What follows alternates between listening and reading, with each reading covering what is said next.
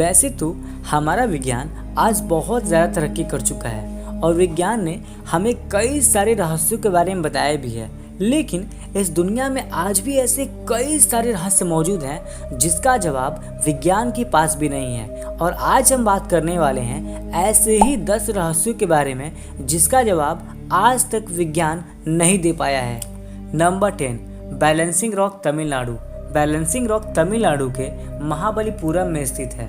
महाबलीपुरम के एक बड़े से चट्टान के तीव्र ढलान पर इस पत्थर को रखा गया है, लेकिन सबसे हैरान कर देने वाली बात यह है कि आखिर ये पत्थर इस तीव्र ढलान पर टिका कैसे है, क्योंकि दिखने में ऐसा लगता है कि मानो ये पत्थर कभी भी ऊपर से लुढ़क कर नीचे गिर सकता है, लेकिन आज तक कई हजार सालों के बाद भी ये पत्थर उसी जगह पर वैसे का वैसा ही टिका हुआ है। ये पत्थर इतना ज़्यादा फेमस है कि इसको देखने के लिए दूर दूर से लोग आते हैं। ये पत्थर जमीन से तकरीबन 20 फुट की ऊंचाई पर स्थित है। इस पत्थर के बारे में लोगों का मानना ये है कि ये पत्थर भगवान श्री कृष्ण का वो मटका है जिसमें वो माखन खाया करते थे और ये पत्थर आसमान से गिरा है। अब इस पत्थर के बारे में असल सच्चाई क्या है, इस बारे में कोई भी कुछ भी नहीं जानता।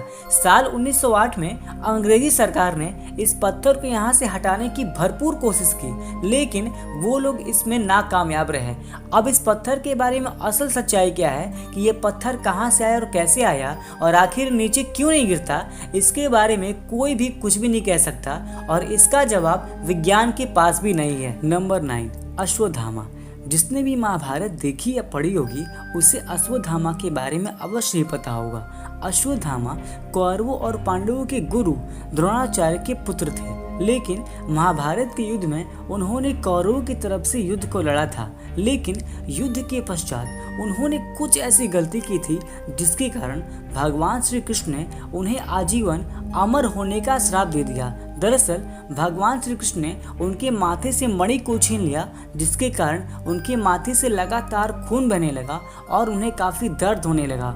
और भगवान श्री कृष्ण ने अश्वत्थामा को ये श्राप दे दिया कि उनके माथे से सृष्टि के अंत तक ऐसे ही खून बहते रहेगा और वो सृष्टि के अंत तक इसी प्रकार अमर रहेंगे और दर्द के साथ भटकते रहेंगे। और ये माना जाता है कि उस दिन के बाद से अश्वत्थामा आज तक इस धरती पर जीवित हैं और सृष्टि के अंत तक इस धरती पर जीवित ही रहेंगे। मध्य प्रदेश के बुरहानपुर शहर से 20 किलोमीटर दूर असीरगढ़ का एक किला है, जहाँ के लोगों का ये मानना है कि यहाँ पर अश्वत्थामा हर रोज आते हैं, क्योंकि असीरगढ़ के इस किले में भगवान शिव का एक मंदिर है जिसके बारे में लोग ये कहते हैं कि यहाँ पर हर सुबह अश्वत्थामा आते हैं और इस मंदिर में बड़े तालाब में नहाते हैं और उसके बाद भगवान शिव की प्रतिमा की पूजा करते हैं। लेकिन आज तक एक्चुअल प्रूफ यानी कि सबूत किसी के पास भी नहीं है कि अश्वत्थामा जिंदा है, लेकिन यहाँ के आसपास के लोग ये कहते हैं कि उन्होंने किसी लंबे चौड़े आदमी को देखा है जो अपना चेहरा हमेशा ढके हुए रहता है और जिसके माथे से लगातार खून बहते रहता है। और लोगों का ये मानना है कि वो आदमी कोई और नहीं बल्कि अश्वत्थामा ही है। और जो भी आज तक अश्वत्थामा से आमने सामने मिला वो इंसान या तो मर गया या फिर वो मेंटल रूप से पागल हो गया। अब अश्वत्थामा की असल सच्चाई क्या है, इस बारे में वैज्ञानिक कुछ भी नहीं जानते। नंबर 8, भानगढ़ का किला। अगर आप भूत और प्रेत में यकीन नहीं करते तो इस किले के बारे में जानने के बाद आप भूतों और प्रेतों के बारे में सोचना शुरू कर दोगे। भानगढ़ का ये किला राजस्थान के अलवर जिले में स्थित है और इस किले के बारे में ये कहा जाता है कि आज से कई साल पहले इस किले में कुछ ऐसी घटना घटी थी जिसके कारण बहुत सारे लोग इस किले के अंदर मारे गए थे और उनकी आत्माएं आज भी इस किले में भटकती हैं। भानगढ़ का ये किला फेमस हॉन्टेड टूरिस्ट प्लेस है, इसीलिए कई लोग यहाँ पर हर रोज घूमने के लिए आते हैं। और जो भी लोग यहाँ घूमने आते हैं उनका ये कहना है कि उन्होंने यहाँ पर कई तरह की आत्माओं की प्रेजेंस को फील किया है, यानी उन्हें ऐसा लगा है कि उनके आसपास कोई है, कोई उन्हें देख रहा है। यानी कि सच कहो तो आत्माएं उनके आसपास घूम रही हैं, उन्हें ऐसा एहसास होता है। और इसके अलावा भारत सरकार की आर्कियोलॉजिकल डिपार्टमेंट ने इस किले के बाहर एक बोर्ड लगा रखा है जहाँ पर उन्होंने साफ साफ वार्निंग लिख के रखी है कि इस किले के अंदर सूर्यास्त के बाद और सूर्योदय से पहले अंदर प्रवेश करना वर्जित है, क्योंकि अगर आप अंधेरे के वक्त में इस किले के अंदर चले जाते हो तो उसके बाद आप अपनी लाइफ के जिम्मेदार खुद होगे। इस किले के बारे में लोग ये कहते हैं कि अगर कोई इंसान रात के अंधेरे में इस किले के अंदर चला जाए तो वो जिंदा लौटकर कभी भी नहीं आता। ये किला अपने आप में बहुत ज़्यादा रहस्यमयी है। आप क्या क्या कहना है इस बारे में कि क्या आत्माएं होती है या नहीं, हमें नीचे कमेंट करके जरूर बताइएगा।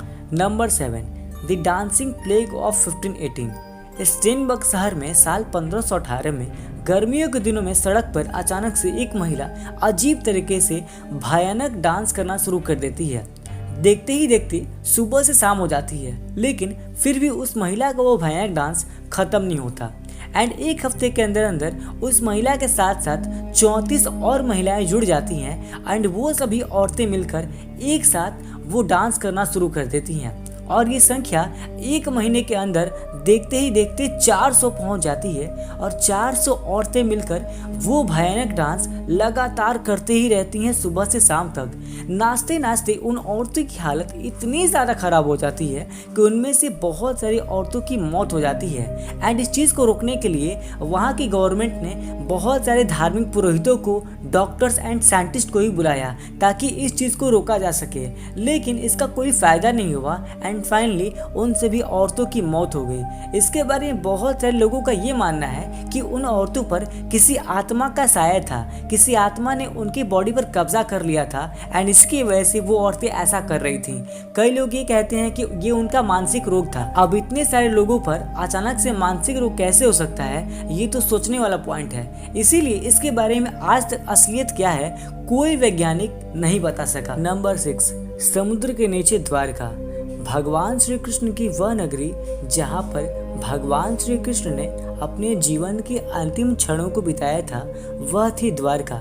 द्वारका आज गुजरात के काठियावाड़ क्षेत्र में अरब सागर के द्वीप पर स्थित है। द्वारकापुरी का अपना एक अलग ही धार्मिक, पौराणिक और ऐतिहासिक महत्व है। आज भी लाखों की संख्या में लोग द्वारकापुरी घूमने के लिए आते हैं, लेकिन आज जिस द्वारका को हम देखते हैं वो असल में भगवान श्री कृष्ण द्वारा बसाई गई द्वारका नहीं है, क्योंकि जो द्वारका भगवान कृष्ण द्वारा बसाई गई थी वो भगवान कृष्ण के मृत्यु के बाद उनके साथ ही समुद्र में कहीं विलीन हो गई। एंड आज हम जिस द्वारका को देखते हैं और घूमने जाते हैं उस द्वारका का असल के महाभारत वाली द्वारका से कोई आपस में संबंध नहीं है। ऐसा मेरा नहीं बल्कि वैज्ञानिकों का कहना है। असल द्वारका जो समुद्र में कहीं विलीन हो गई थी, उस द्वारका को ढूंढने के लिए भारत सरकार ने 2005 में एक अभियान चलाया, जिसमें भारत सरकार के जो नौसेना के जो लोग थे उन्होंने समुद्र के अंदर गोता लगाया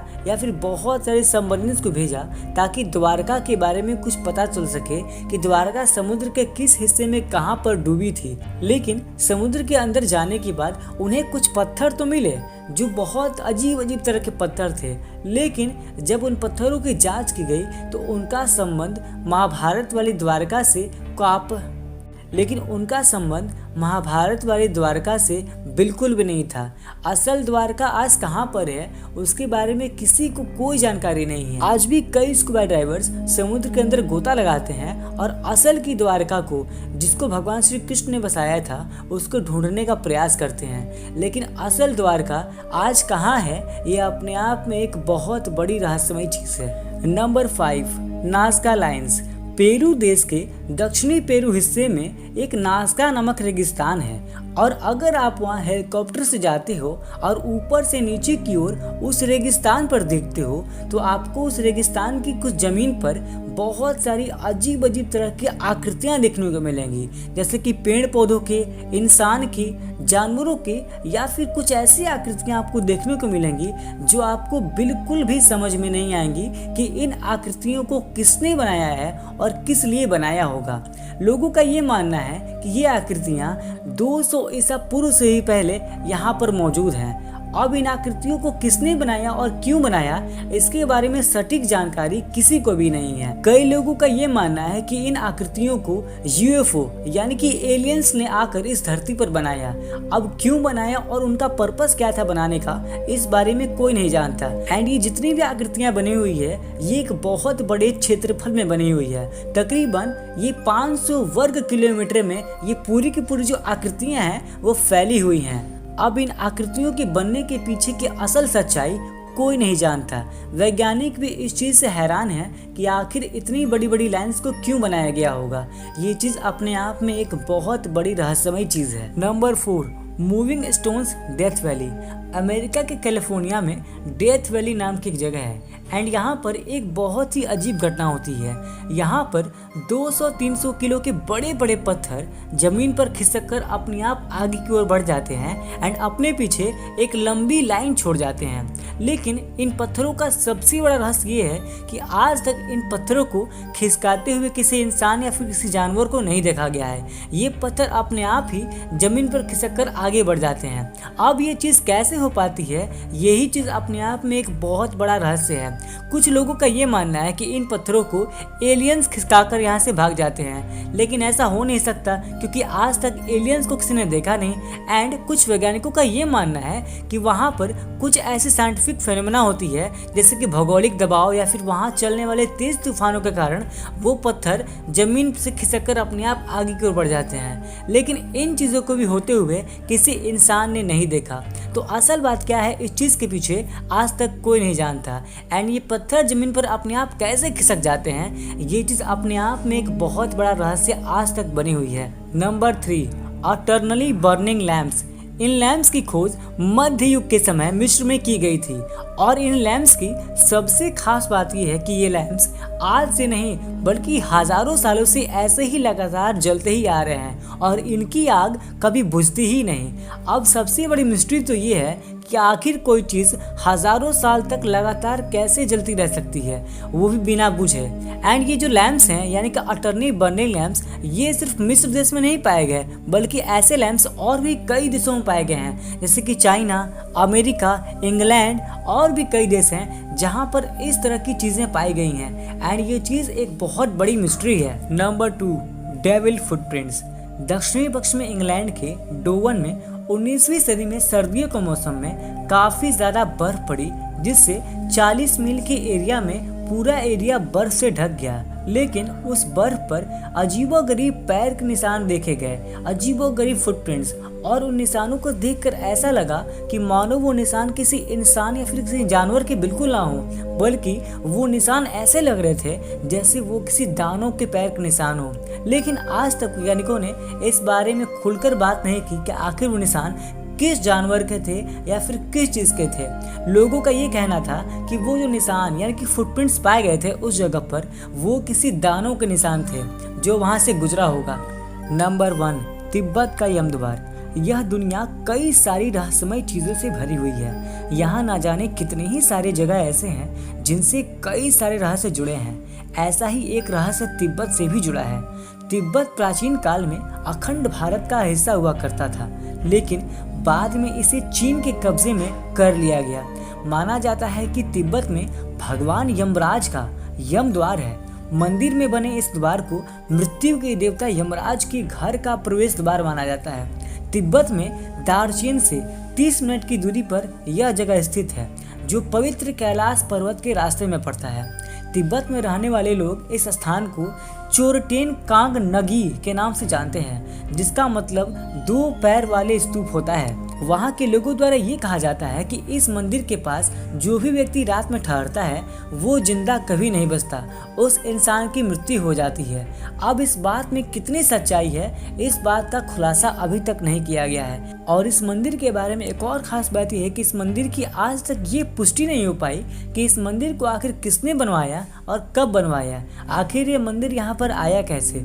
ये चीज़ भी अपने आप में एक रहस्य बनी हुई है। तो बस दोस्तों, आज की इस वीडियो में इतना ही। मुझे उम्मीद है आपको ये वीडियो पसंद आई। अगर आपको ये वीडियो पसंद आए तो इस वीडियो को यहीं पे लाइक करना एंड इस चैनल को सब्सक्राइब कर लेना एंड ये वीडियो अपने दोस्तों में ज़रूर शेयर करना ताकि वो लोग भी जान सकें कि इस दुनिया में विज्ञान से बढ़ के भी कुछ ऐसे रहस्य हैं जिनके बारे में विज्ञान भी कुछ नहीं जानता। तो अगर वीडियो पसंद आई तो वीडियो को लाइक करें एंड शेयर करें एंड चैनल को सब्सक्राइब करें। तो इस वीडियो को एंड तक देखने का बहुत बहुत शुक्रिया, धन्यवाद and thank you so much.